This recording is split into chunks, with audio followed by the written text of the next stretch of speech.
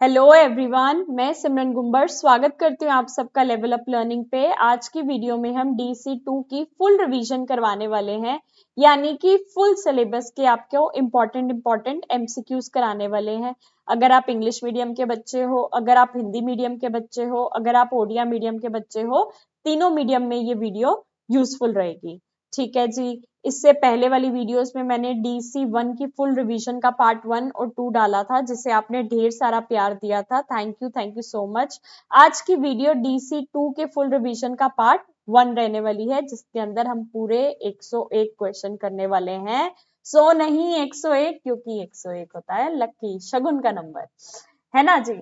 बिना किसी देरी के स्टार्ट करते हैं आज के पहले क्वेश्चन से। Which of the following is a function of dietary fiber?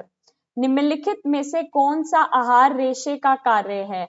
Energy production, ऊर्जा प्रदान करना, रिलीविंग कॉन्स्टिपेशन, कब्ज को दूर करना, प्रोटीन फॉर्मेशन, प्रोटीन का निर्माण, फैट डाइजेशन, वसा पाचन।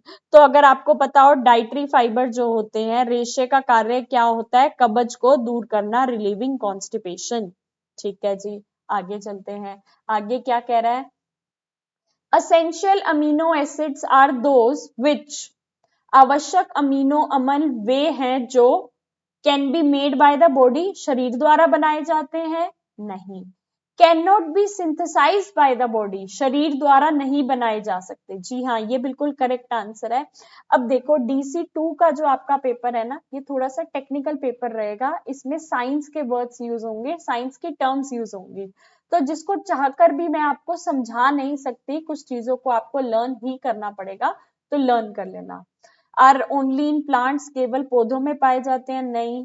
Harmful to health? नहीं। ये होते हैं can not be synthesized by the body, शरीर द्वारा नहीं बनाए जा सकते। ठीक है जी, आगे चलते हैं। बहुत सारे मतलब फुल सिलेबस में से इंपॉर्टेंट एमसीक्यूज लिए गए हैं, तो इस वीडियो को जरूर शुरू से लेके आखिर तक कम से कम 2-2 बार जरूर देखना। ठीक है, बाकी हमारा ये यूट्यूब चैनल है लेवल अप लर्निंग सिमरन के नाम से।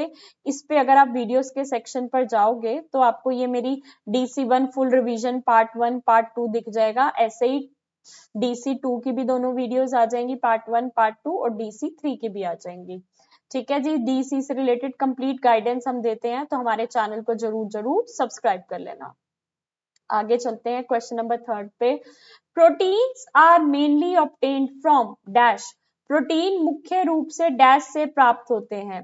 वसा, फैट्स, मिनरल्स, खनिज, एनिमल एंड प्लांट फूड्स, पशु और वनस्पति खाद्य पदार्थों से, शुगर, शर्करा। तो आपको पता होना चाहिए, ये हमारा क्वेश्चन था। प्रोटीन्स मेनली ऑब्टेन्ड होते हैं एनिमल एंड प्लांट फूड्स, पशु और वनस्पति खाद्य पदार्थों से। लर्न करने वाली बात है, लर्न कर लेना। चौथा, the bile helps in digestion of fats by, पित्त वसा के पाचन में डैश द्वारा सहायता करता है? Breaking fat into small droplets, वसा को छोटे कणों में तोड़कर, बिल्कुल सही। बाइल क्या करता है? Helps in digestion of fats.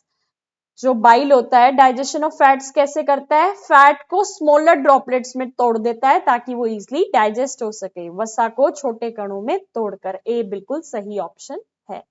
आगे चलते हैं। The major component of the human body is, मानव शरीर का प्रमुख घटक डैश है? क्या? वाटर, पानी। पानी प्रमुख घटक है हमारे शरीर का, सबसे ज्यादा हमारे शरीर में पानी ही होता है। Which foods are rich sources of fiber? कौन से खाद्य पदार्थ रेशे के समृद्ध स्रोत हैं? ठीक है जी। होल सीरियल्स एंड पल्सेस, साबुत अनाज और दालें, बिल्कुल सही। साबुत अनाज और दालें जो होती हैं, ये हमारा फाइबर का सोर्स है। किसका सोर्स है?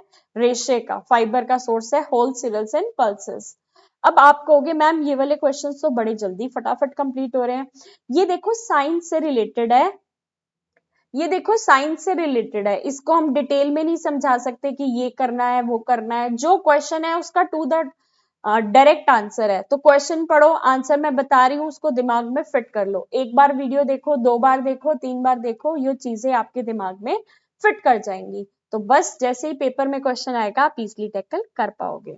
7th question, the enzyme in saliva acts on, लार में पाए जाने वाला एंजाइम डैश पर कार्य करता है, किस पर कार्य करता है? कुक्ड स्टार्च पे, पका हुआ स्टार्च पे काम करता है एंजाइम इन सलाइवा। हमारी लार में जो एंजाइम पाया जाता है वो किस पे काम करता है? पका हुआ स्टार्च, कुक स्टार्च पे।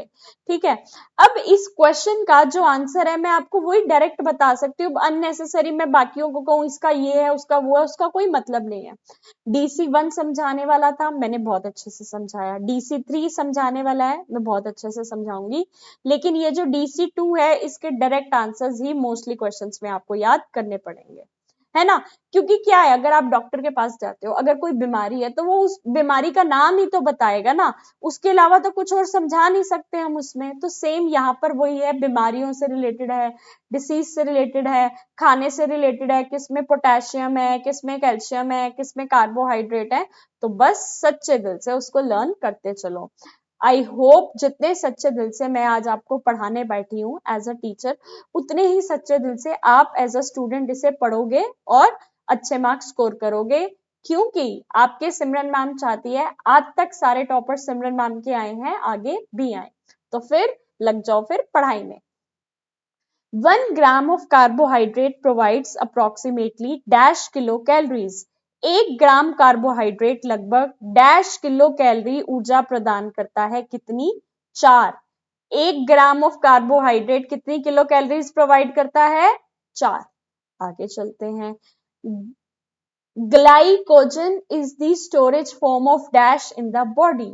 ग्लाइकोजन शरीर में डैश का संचयन रूप है, किसका? ग्लूकोज का। किसका? ग्लूकोज का। Glycogen is the storage form of glucose. ठीक है जी, आगे चलते हैं। The main function of carbohydrates in food is. भोजन में कार्बोहाइड्रेट्स का मुख्य कार्य डैश है, क्या? गिविंग एनर्जी, ऊर्जा प्रदान करना। कार्बोहाइड्रेट्स जो होते हैं हमारे फूड में वो हमें ऊर्जा प्रदान करते हैं, एनर्जी प्रोवाइड करते हैं। अब आप सोच रहोगे क्या मैम इतने इजी क्वेश्चन पेपर में आते हैं? बेटा ये इजी क्वेश्चन नहीं है, इजी आपको इसलिए लग रहे हैं क्योंकि क्वेश्चन के सामने मैंने आंसर को टिक कर रखा है ना? पेपर में जब आपके सामने क्वेश्चन आएगा और 4 ऑप्शंस होंगे तो आपको नहीं पता चलेगा 2 है, 3 है, 4 है, 5 है। इसलिए कृपया करके वीडियो को बहुत ही शांतिपूर्वक, धैर्यपूर्वक इसको देख लेना। ठीक है जी, अब बच्चे बोलेंगे मैम हमें तो सारे एमसीक्यूज लेने हैं। देखो, अगर आप हमारे डीईसी के एमसीक्यूज लेना चाहते हो जो कि इंग्लिश मीडियम, हिंदी मीडियम और ओडिया मीडियम में कंबाइंड मिलेंगे, एक सब्जेक्ट के 100 रुपीज के हैं, तीनों सब्जेक्ट्स के 300 के हैं।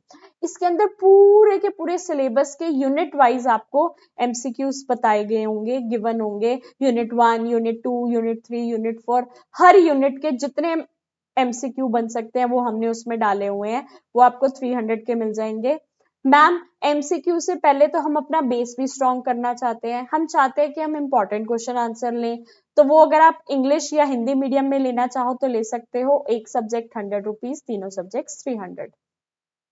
मैम इंपॉर्टेंट क्वेश्चन आंसर्स भी लेने हैं, एमसीक्यू भी लेने हैं, तो अगर आपको दोनों चीजें लेनी है तो कॉम्बो प्राइस आपको 550 में मिल जाएगा।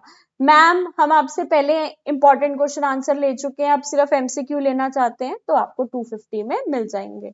ये सब लेने के लिए क्या करना है, लेवल अप लर्निंग का कॉन्टेक्ट नंबर आपको व्हाट्सएप पे शो हो रहा है, इस पे मैसेज कर देना कि मुझे ये लेना है, आपके पास डिटेल्स आ जाएंगी। लेवल अप लर्निंग का कॉन्टेक्ट नंबर आपको स्क्रीन पर शो हो रहा है, ये व्हाट्सएप पे मैसेज करके आप डिटेल्स ले सकते हो। हर वीडियो के नीचे मैंने हमारे टेलीग्राम चैनल का लिंक गिवन है, उसे ज्वाइन कर लेना। 27,000 से ऊपर इसके अंदर सब्सक्राइबर्स हैं, क्यों? क्योंकि इसमें हम सारी न्यू अपडेट्स डालते हैं। सबसे ऊपर जाओगे तो पिंड मैसेज पे क्लिक करोगे तो आपको डीसी की बुक्स देखने को मिलेंगी, इंग्लिश और हिंदी मीडियम में बिल्कुल फ्री, वो भी आप कर सकते हो। बिना किसी देरी के पहुंच जाते हैं अपने क्वेश्चन पर।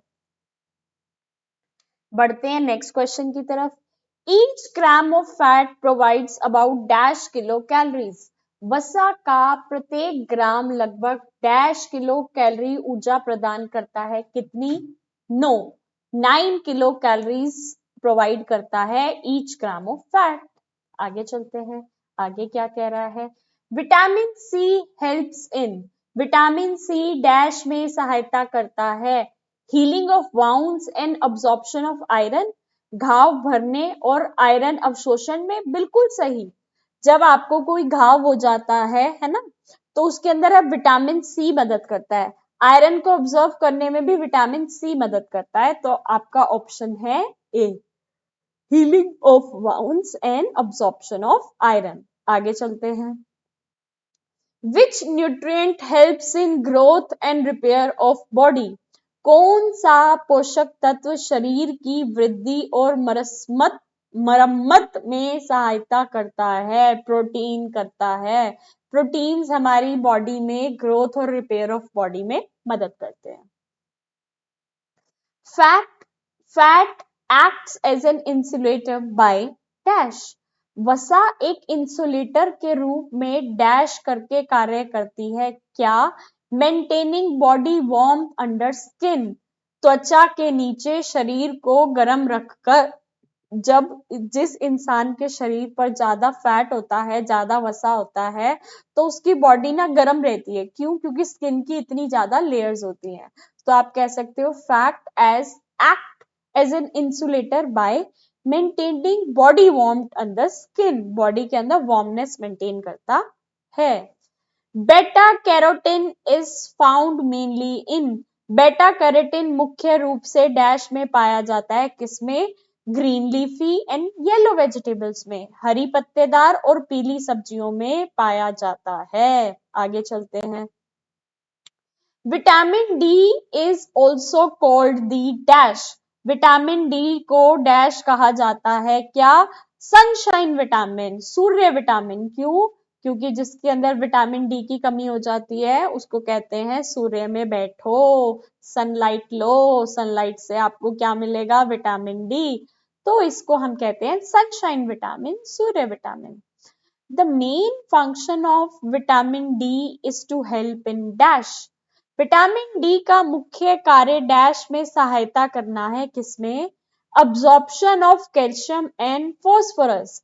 कैल्शियम और फॉस्फोरस के अवशोषण में, कैल्शियम और अवशोषण फॉस्फोरस के अब्सॉर्प्शन में। मैं फिर से बता रही हूं, DC1, DC2, DC3 तीनों में से सबसे मुश्किल आपका DECE2 का पेपर रहने वाला है।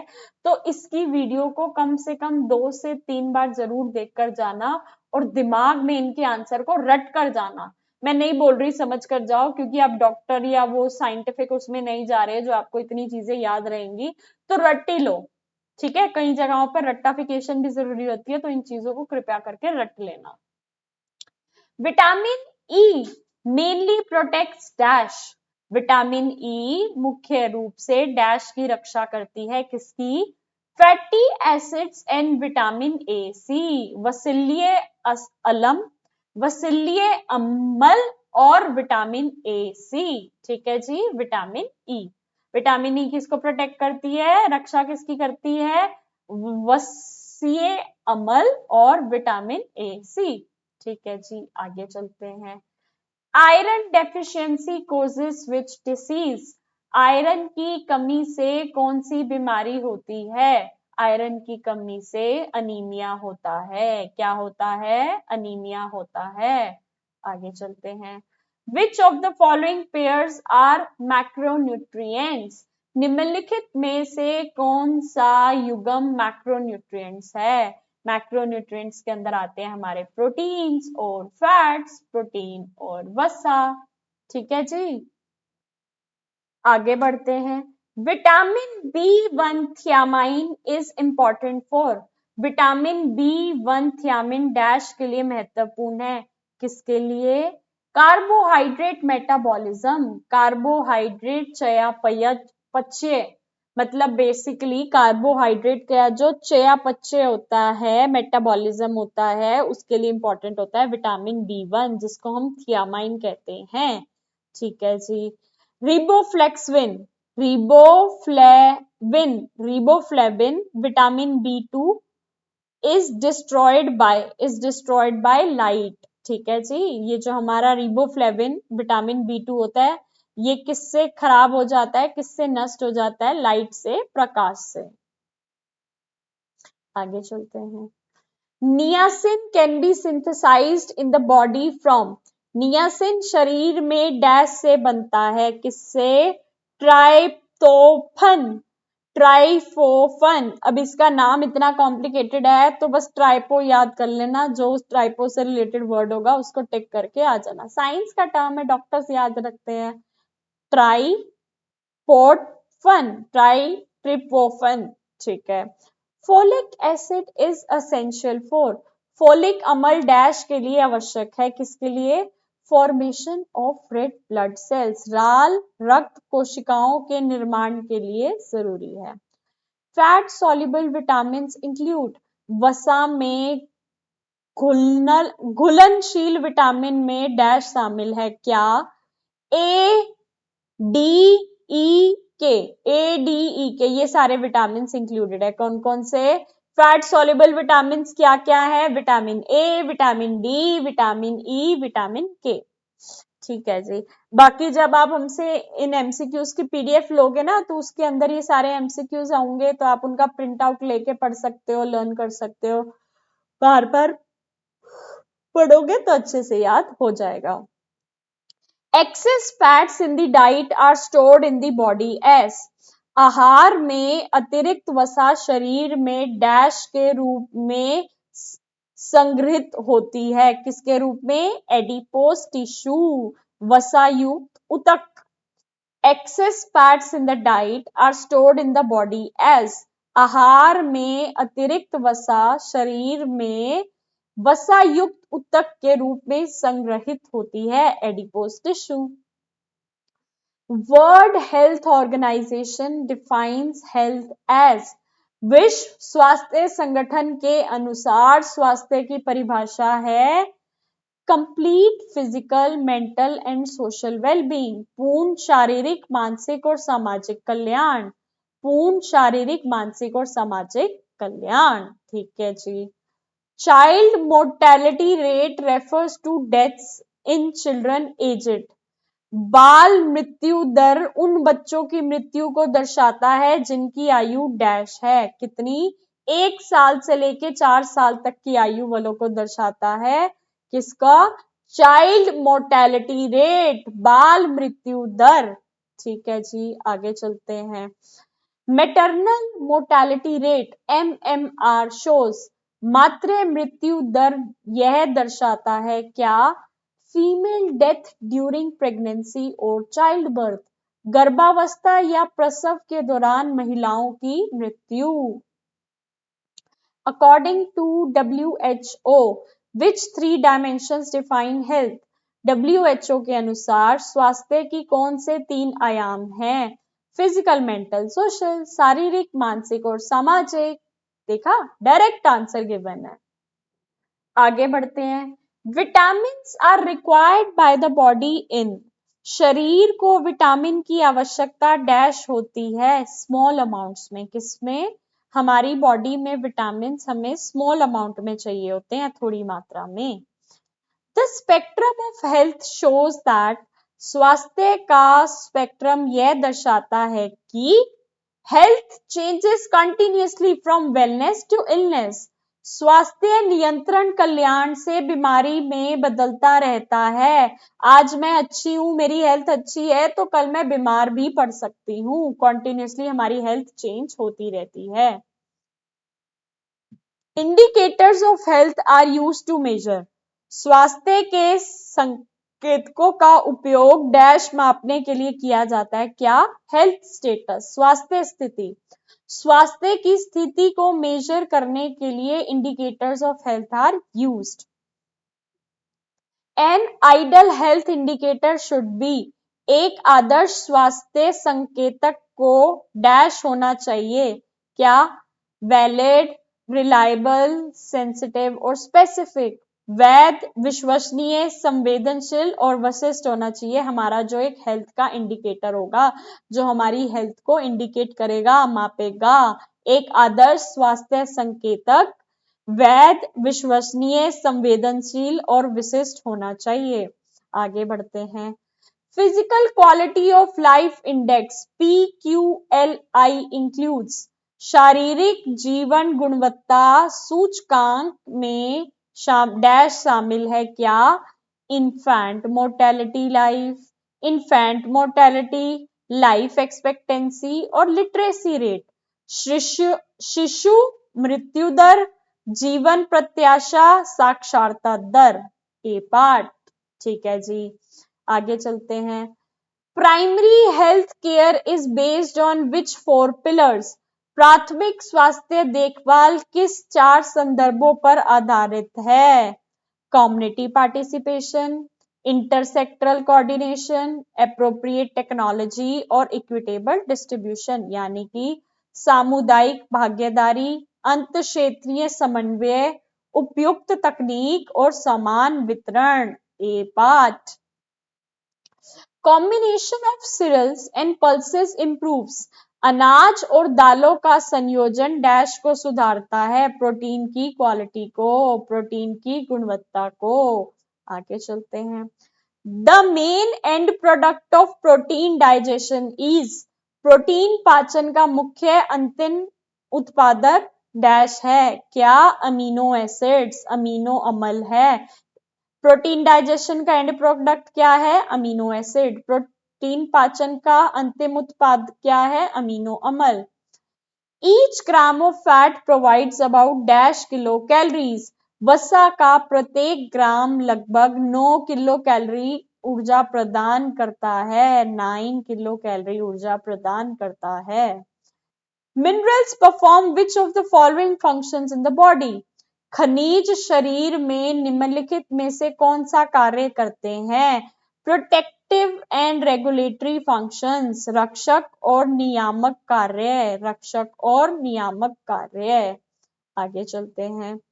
द टोटल, अब आप बोलोगे मैम ये सारी रिवीजन हम देख कहाँ सकते हैं? ये हमारा यूट्यूब चैनल है लेवल अप लर्निंग सिमरन के नाम से, जरूर जरूर इसको सब्सक्राइब कर लेना।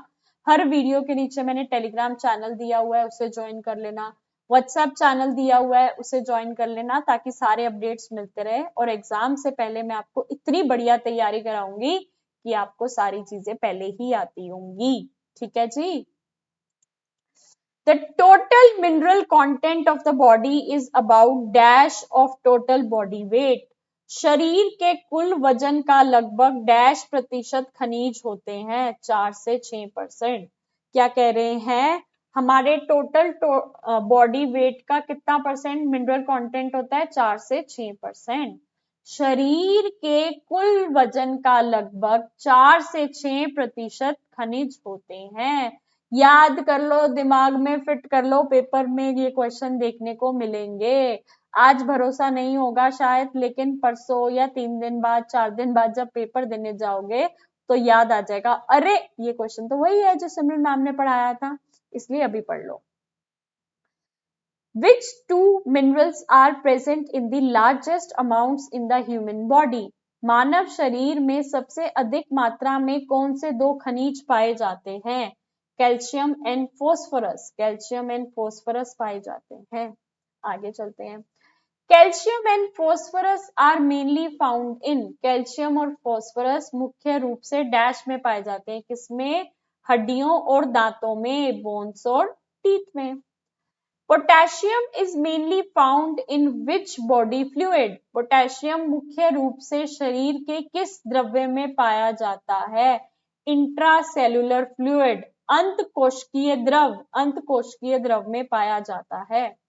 The best natural source of potassium is, potassium का सबसे अच्छा प्राकृतिक स्रोत डैश है? क्या? कोकोनट वाटर, नारियल पानी बेस्ट सोर्स है पोटेशियम का। Magnesium is mainly stored in, magnesium मुख्य रूप से डैश में संग्रहित होता है? किसमें? बोन्स में, हड्डियों में। मैग्नीशियम किसमें स्टोर्ड होता है? बोन्स में, हड्डियों में। Iron in the body is mainly present in, शरीर में आयरन मुख्य रूप से डैश में पाया जाता है? किसमें? ब्लड एज हीमोग्लोबिन, रक्त में हीमोग्लोबिन के रूप में पाया जाता है। आगे चलते हैं। Recommended dietary intake, RDI includes requirement plus a dash, अनुशंसित आहार सेवन में आवश्यकता के साथ साथ डैश भी शामिल होता है? क्या? सेफ्टी मार्जिन, सुरक्षा सीमा। कि इतना तो बैलेंस डाइट जरूरी है, आपकी बॉडी की रिक्वायरमेंट है, लेकिन हम कुछ सेफ्टी मार्जिन का भी एक्स्ट्रा खा लेते हैं कि कल को अगर हम बैलेंस डाइट ना खा पाए तो कल वाला जो सेफ्टी मार्जिन था वो मदद करते हैं। आरडीआई इंक्लूड्स रिक्वायरमेंट प्लस जो हमारी बॉडी की रिक्वायरमेंट है वो रिक्वायरमेंट प्लस सेफ्टी मार्जिन, सुरक्षा सीमा। While planning a diet, which of the following factors should be considered? आहार योजना बनाते समय निम्नलिखित में से किन कारकों पर विचार किया जाना चाहिए? Nutrient need, region, income preferences. जब आप किसी की डाइट बना रहे हो तो आपको देखना है कि उसकी पोषक की क्या आवश्यकताएं हैं, कौन से क्षेत्र में रहता है, कितनी उसकी इनकम है और क्या उसकी पसंदीदा चीजें हैं, है ना। पोषक की आवश्यकताओं के अकॉर्डिंग ही आप उसके अंदर सामान डालोगे। कौन से रीजन में रहता है, उस रीजन में क्या फूड ऑप्शंस हैं, उसके अकॉर्डिंग बनाओगे। क्या उसकी इनकम है, गरीब है, मिडिल क्लास है, रिच है, उसके अकॉर्डिंग चीजें दोगे और क्या उसकी पसंद की चीजें हैं। Which process improves nutritive value without extra cost? कौन सी प्रक्रिया बिना अतिरिक्त खर्च के पौष्टिक मूल्य को बढ़ाती है? फर्मेंटेशन एंड जर्मिनेशन, किण्वन और अंकुरण। क्या? किण्वन और अंकुरण। आगे चलते हैं। During pregnancy, nutrient needs increase mainly from the dash trimester. गर्भावस्था में पोषक तत्वों की आवश्यकता मुख्य रूप से डैश तिमाही से बढ़ जाती है। कौन सी तिमाही से? दूसरी तिमाही, यानी कि सेकेंड ट्रिमेस्टर से। आगे, basal metabolic rate BMR increases during pregnancy because गर्भावस्था के दौरान बेसल मेटाबॉलिक रेट BMR बढ़ता है क्योंकि growth of fetus and maternal tissues require energy. भ्रूण और मातृ ऊतकों की वृद्धि के लिए ऊर्जा की आवश्यकता होती है। अब माँ के पेट में जो फीटस है, जो बच्चा है, उसकी ग्रोथ के लिए और मैटरनल टिश्यूज, माँ के अंदर जो टिश्यूज होते हैं जो डेवलप हो रहे होते हैं, उन सबको एनर्जी चाहिए। इसलिए बसल मेटाबॉलिक रेट BMR इंक्रीज होता है प्रेगनेंसी के दौरान। आपके पास क्वेश्चन आ सकता है BMR की फुल फॉर्म क्या है? Basal metabolic rate. Iron requirement increases during pregnancy because गर्भावस्था के दौरान आयरन की आवश्यकता बढ़ जाती है क्योंकि more haemoglobin and red blood cells are form. अधिक हीमोग्लोबिन और लाल रक्त कण बनते हैं, इसलिए प्रेगनेंसी के दौरान आयरन की आवश्यकता बढ़ जाती है। आगे चलते हैं। The additional energy required during pregnancy is about dash kilo calories. गर्भावस्था के दौरान लगभग डैश किलो कैलोरी अतिरिक्त ऊर्जा की आवश्यकता होती है। कितनी?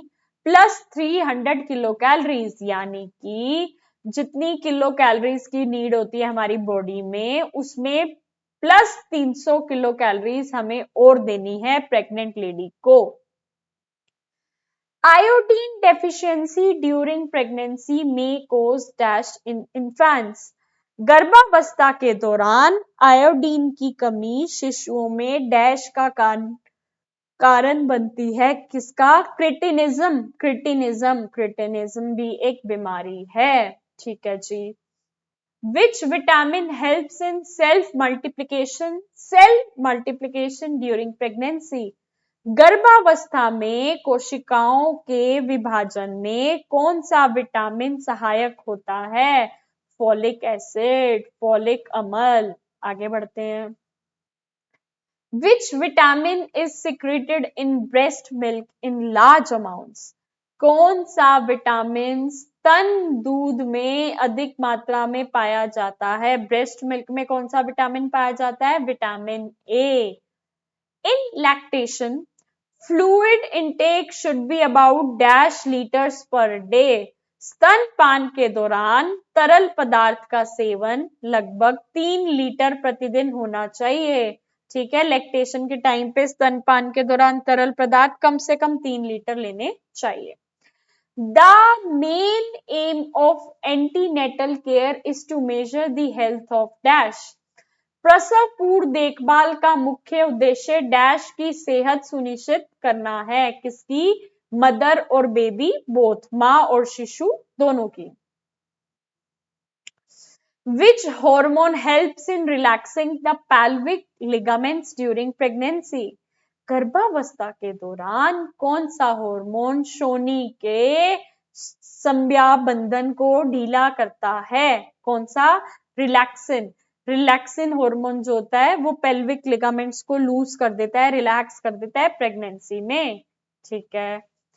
During pregnancy, the blood volume increases by approximately -% गर्भावस्था के दौरान रक्त की मात्रा लगभग 30% बढ़ जाती है। कितने प्रतिशत? 30% बढ़ जाती है।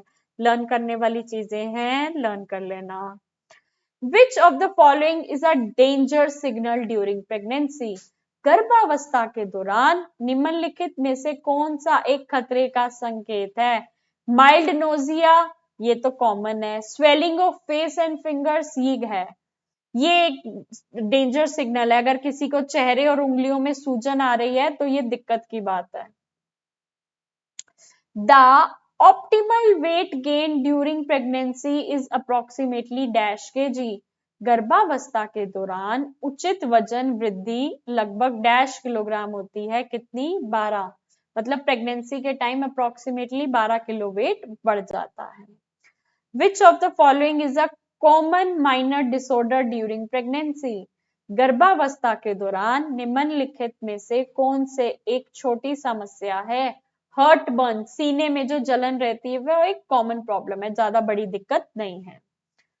Pre-eclampsia is characterized by high blood pressure, swelling and dash. Pre-eclampsia की पहचान उक्त रक्तचाप, सूजन और डैश से होती है। किसमें? प्रोटीन इन यूरिन, मूत्र में प्रोटीन जब होता है। नेक्स्ट क्वेश्चन की तरफ पढ़ते हैं। Which of the following conditions require immediate referral to a hospital? निम्नलिखित में से किस स्थिति में तुरंत अस्पताल भेजना आवश्यक है? वेजिनल ब्लीडिंग, अगर योनि से रक्त रसाव होता है तो उसको फटाफट डॉक्टर के पास ले जाना जरूरी है। The second stage of labor ends with the dash. प्रसव की दूसरी अवस्था डैश पर समाप्त होती है। डिलीवरी ऑफ द बेबी, बच्चे के जन्म पर second stage of labour and हो जाती है। Normally the placenta should be expelled with in a dash minutes after birth. सामान्यतः प्रसव के बाद गर्भनाल डैश मिनट में बाहर आ जानी चाहिए। कितनी? 30 मिनट में वो गर्भनाल जो है बाहर आ जानी चाहिए। The fourth stage of labor lasts for 1 hour, 1 घंटा। प्रसव की चौथी अवस्था 1 घंटे तक रहती है। Cutting of the umbilical cord should be done with a dash. नाल को काटना डैश से किया जाना चाहिए। न्यू स्टेरिल ब्लेड, नया कीटाणु रहित ब्लेड, नया कीटाणु रहित ब्लेड से किया जाना चाहिए।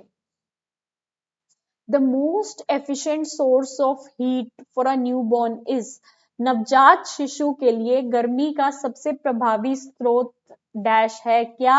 मदर्स बॉडी, मां का शरीर उसके लिए एफिशिएंट, सबसे प्रभावी स्रोत है। मां के शरीर से उसको गर्मी मिलती है। Which of the following is a minor disorder in the newborn? निम्नलिखित में से कौन सा नवजात शिशु की एक मामूली बीमारी है?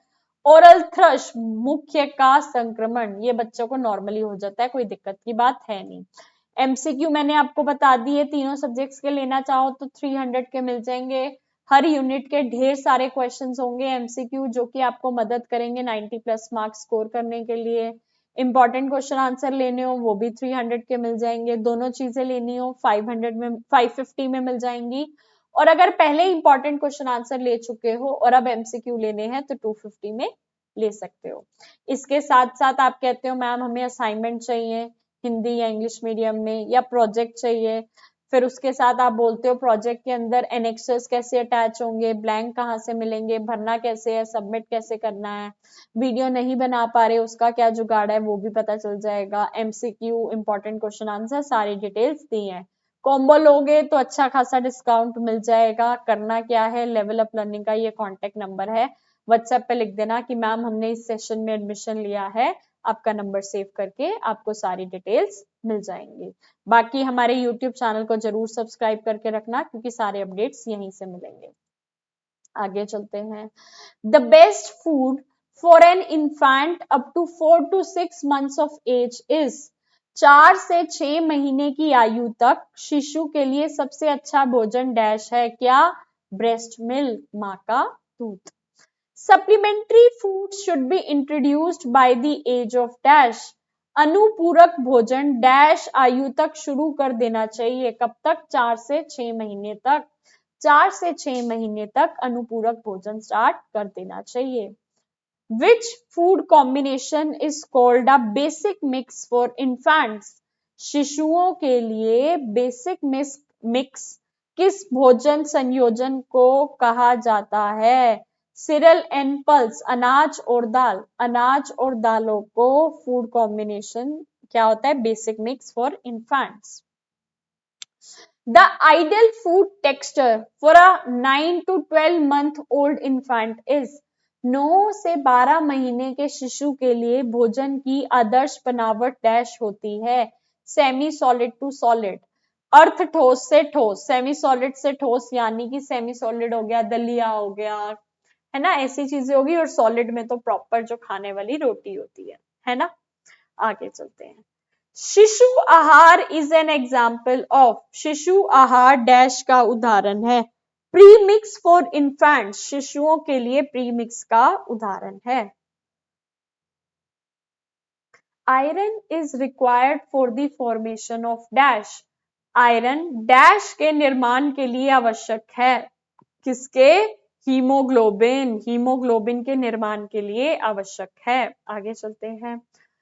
Foods that are too spicy should be avoided for toddlers because dash, toddler के लिए बहुत मसालेदार भोजन से बचना चाहिए क्योंकि बच्चों को ज्यादा स्पाइसी फूड नहीं देना चाहिए। They irritate the tender digestive tract, वे पाचन तंत्र को प्रभावित करते हैं। They irritate the tender digestive tract, पाचन तंत्र को प्रभावित कर देते हैं।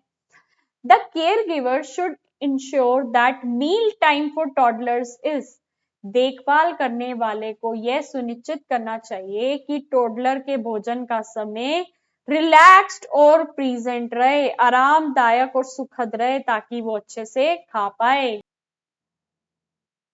Pre schoolers learn to eat better when they, preschool बच्चे बेहतर खाना तब सीखते हैं जब वे ग्रुप में, समूह में खाते हैं, एक दूसरे के साथ बातें करते हुए खाते हैं ना, अच्छे से खाते हैं। Which food combination forms a balance snack for preschoolers, preschool बच्चों के लिए संतुलित नाश्ते का कौन सा संयोजन उपयुक्त है? लड्डू मेड ऑफ व्हीट, बेसन, पीनट, स्पिनच पाउडर, गेहूं, बेसन, मूंगफली और पालक पाउडर से बने लड्डू, गेहूं, बेसन, मूंगफली और पालक पाउडर से बने laddu is a good food combination for balance snack of preschoolers. Bottle feeding while the child is sleeping can lead to, बच्चे के सोते समय बोतल से दूध पिलाने से डैश हो सकता है, क्या, चोकिंग एंड डेंटल कैरीज, घुटन और दांत खराब होना, घुटन और दांत खराब होना।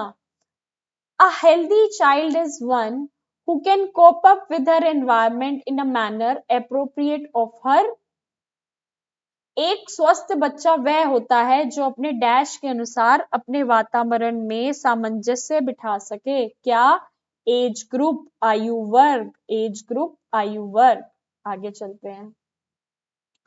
The first sign of ill health in a child may be a change in, बच्चे में अस्वस्थता का पहला संकेत डैश में परिवर्तन हो सकता है, बिहेवियर, व्यवहार। इल हेल्थ, बच्चे का मतलब फर्स्ट साइन इल हेल्थ का क्या है, उसका बिहेवियर अगर जैसे चेंज हो रहा है तो पता चल रहा है कोई दिक्कत आ रही है। Every child should have a dash for recording health details. प्रत्येक बच्चे के पास स्वास्थ्य विवरण दर्ज करने के लिए डैश होना चाहिए, हेल्थ कार्ड, स्वास्थ्य कार्ड होना चाहिए। Babies born before term or with weight below 2500 grams are considered. समय से पहले जन्मे या 2500 ग्राम से कम वजन वाले शिशुओं को डैश माना गया है, हाई रिस्क, उच्च जोखिम में, मतलब उनकी हेल्थ पे हाई रिस्क रहता है, हेल्दी नहीं होते। Vitamin D deficiency in children causes, बच्चों में विटामिन डी की कमी से डैश होता है, क्या, रिकेट्स होता है। Normal pulse rate for children above 4 years is dash पर मिनट, 4 वर्ष से अधिक उम्र के बच्चों के लिए सामान्य नाड़ी दर प्रति मिनट क्या होता है, 80 to 90 मिनट होती है। Loss of skin elasticity indicates, त्वचा की लोच खो जाना डैश का संकेत है, क्या, डिहाइड्रेशन, निर्जलीकरण। आगे बढ़ते हैं। Pale nails and tongue in a child are a sign of, बच्चे में फीके नाखून और जीभ का संकेत है, क्या, अनीमिया, ये बच्चे को अनीमिया है। पेल नेल्स और टंग ना, फीके नाखून और जीभ किसका साइन है, अनीमिया का। The BCG vaccine protects against, BCG टीका डैश में बचाव करता है, किसमें, ट्यूबरकुलोसिस, क्षय रोग में मदद करता है।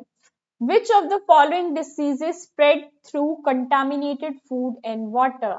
निम्नलिखित में से कौन सी बीमारी दूषित भोजन और पानी से फैलती है, typhoid and cholera, typhoid and हैजा, ठीक है, कंटामिनेटेड फूड एंड वाटर से।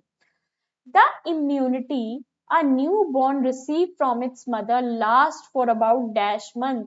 नवजात शिशु को मां से प्राप्त रोग प्रतिरोधक क्षमता लगभग डैश महीनों तक रहती है, कितने महीनों तक, 3 महीनों तक रहती है।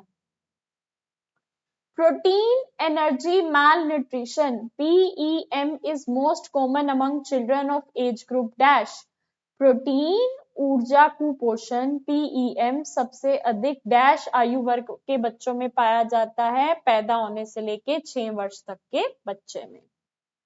PEM occurs mainly due to deficiency of, PEM मुख्य डैश की कमी के कारण होता है, किसकी कमी के कारण, प्रोटीन और एनर्जी, प्रोटीन और ऊर्जा की कमी के कारण होता है। The two main forms of protein energy malnutrition are, protein ऊर्जा कुपोषण के दो मुख्य रूप डैश हैं, rickets and anaemia, marasmus and kwashiorkor, scurvy and goitre, जेरोक्सिन एंड जेरोप्टेल्मिया। इतने अजीबोगरीब नाम है, तो आपको बस ये याद रखना है। प्रोटीन एनर्जी मालन्यूट्रिशन के दो फॉर्म है, मरासमस एंड क्वैशकोर, ठीक है। आगे चलते हैं। The characteristic feature of marasmus is, marasmus के मुख्य विशेषत है मसल वेस्टिंग, मांसपेशियों का श्रेय, मसल वेस्टिंग मांसपेशियों का श्रेय करेक्टरिस्टिक फीचर है मरासमस का। A child with moon face, odynia and skin changes is suffering from, चांद जैसे चेहरे, सूजन और त्वचा में परिवर्तन वाला बच्चा डैश से पीड़ित है, क्वैशिकोर, ठीक है। आगे चलते हैं। The subclinical form of PEM can be detected by, PEM के उपनैदानिक रूप का पता डैश से लगाया जा सकता है, बॉडी वेट, शरीर के वजन से। आज का लास्ट क्वेश्चन, बाइटोट स्पॉट्स डैश होते हैं, क्या, dry foamy patches on I conjunctiva, आंख की झल्ली पर सूखे छागदार धब्बे बाइटोट स्पॉट्स होते हैं। इसके साथ साथ DECE2 की रिवीजन का पार्ट 1 आपका कंप्लीट होता है। नेक्स्ट पार्ट में पार्ट 2 में हम और 101 क्वेश्चन कराएंगे और फिर आपके प्लस ऑलमोस्ट 200 प्लस क्वेश्चंस हो जाएंगे, है ना। करना क्या है, ये YouTube चैनल है लेवल अप लर्निंग सिमरन के नाम से, इसे जरूर जरूर सब्सक्राइब कर लेना। इसकी वीडियोस में जाओगे तो आपको assignment, project, exams, preparation, revision, submission, हर चीज से रिलेटेड सारी इंफॉर्मेशन मिलेगी। और हर वीडियो के नीचे टेलीग्राम चैनल और व्हाट्सएप चैनल का लिंक गिवन है, ज्वाइन कर लेना। जैसे कि आप देख सकते हो ये मेरा टेलीग्राम चैनल है जिसके अंदर 27,000 से ऊपर सब्सक्राइबर्स हैं। हर चीज का मैं यहाँ पर अपडेट डालती हूँ और सबसे ऊपर पिंड मैसेज पे दबाओगे तो फ्री में आपको बुक्स भी डाउनलोड करने को मिल जाएंगी, हिंदी और इंग्लिश मीडियम की। ठीक है जी। अभी तक के हमारे बच्चे देखो टॉपर्स आते रहे हैं, असाइनमेंट्स में 90 प्लस मार्क्स लाए हैं। अभी मैं आपको ये और रिजल्ट्स दिखा देती हूँ। असाइनमेंट में 98 मार्क्स हैं ये, ठीक है। तो आप भी ऐसे अच्छे अच्छे मार्क्स ला सकते हो। ये देखो 90 प्लस मार्क्स असाइनमेंट्स में है, ये देखो 93 मार्क्स प्रोजेक्ट में है। ऐसे सारे के सारे टॉपर्स हमारे अच्छे अच्छे मार्क्स लाते रहे हैं। तो आप भी अगर ये देखो हमसे असाइनमेंट लेना चाहो, प्रोजेक्ट लेना चाहो, एमसीक्यू लेना चाहो, व्हाट्सएप पे हमारा नंबर शो हो रहा है, लेवल अप लर्निंग का कॉन्टेक्ट नंबर, इसके व्हाट्सएप पे मैसेज कर देना। एमसीक्यू लेने हो तो 300 में मिल जाएंगे। पहले इंपॉर्टेंट क्वेश्चन आंसर्स ले रखे हैं तो बता देना, 250 में मिल जाएंगे। बाकी all the very very very best, God bless you all. जब पेपर हो जाएगा तो 30 सेकंड की छोटी सी वीडियो बना के हमारे लेवल अप लर्निंग के कांटेक्ट नंबर पे भेज देना कि आपको मुझसे पढ़कर कैसा लगा। ये बता देना कि आपका नाम क्या है और आप कौन सी जगह से हो, ठीक है, ताकि कल को आपकी जगह पर कोई वैकेंसी आती है तो मैं आपको इन्फॉर्म कर पाऊं। मैं अपने डाटा में उसे सेव रख लूंगी कि कौन सा बच्चा, उसका क्या नंबर है और कौन से स्टेट से या सिटी से है, ताकि कल को जब वो वैकेंसी आएगी तो मैं आपको अपडेट कर पाऊं। All the very very best, God bless you all. अच्छे से पढ़ाई करो, अच्छे अच्छे मार्क्स लेकर आओ, अच्छे मार्क्स से पास हो जाओ, लाइफ में सेटल डाउन हो जाओ। मिलते हैं न्यू वीडियो में न्यू अपडेट्स के साथ। Thank you so much.